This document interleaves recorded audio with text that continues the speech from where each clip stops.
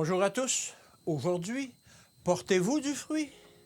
Je suis le cep, vous êtes les sarments. Celui qui demeure en moi et en qui je demeure porte beaucoup de fruits. Car sans moi, vous ne pouvez rien faire. Jean 15 au verset 5. Je suis le vrai cep, a déclaré le Christ. Il s'est servi de l'image de la vigne afin de nous rappeler ces précieuses leçons. Correctement interprétée, la nature est le miroir de la divinité. Le Christ montra la vigne et ses branches. Je vous donne cette leçon afin que vous puissiez comprendre mes liens avec vous et vos liens avec moi. Ses auditeurs n'avaient pas la moindre excuse pour se méprendre sur ses paroles. L'image qu'il utilisait leur était tendue comme un miroir afin qu'ils puissent comprendre ses relations avec eux. Cette leçon sera répétée jusqu'aux extrémités du monde. Tous ceux qui reçoivent le Christ par la foi deviennent un avec lui. Les sarments ne sont pas reliés au cep par une méthode mécanique, c'est par un lien artificiel. Ils sont unis au cep et en font partie.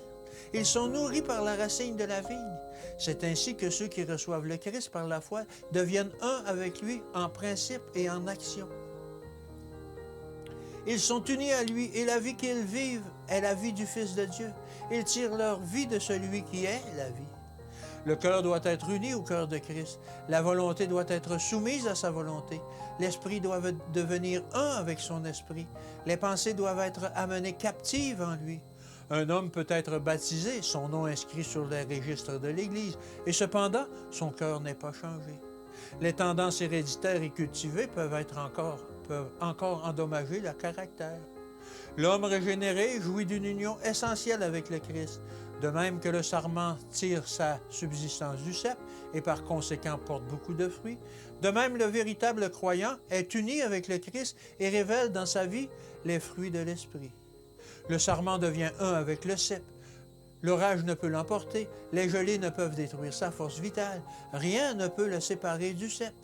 C'est une branche vivante et elle porte le fruit de la vigne. Il en est de même pour le croyant. Par ses bonnes paroles et actions, il révèle le caractère du Christ.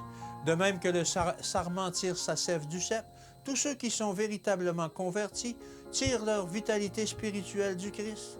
En vérité, je vous le dis, a déclaré le Christ, si vous ne mangez la chair du Fils de l'homme, si vous ne buvez son sang, vous n'avez point la vie en vous-même.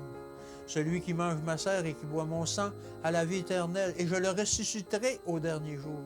Car ma chair est vraiment une nourriture et mon sang est vraiment un breuvage. Celui qui mange ma chair et qui boit mon sang demeure en moi et je demeure en lui. Que l'Éternel vous bénisse et qu'il vous garde.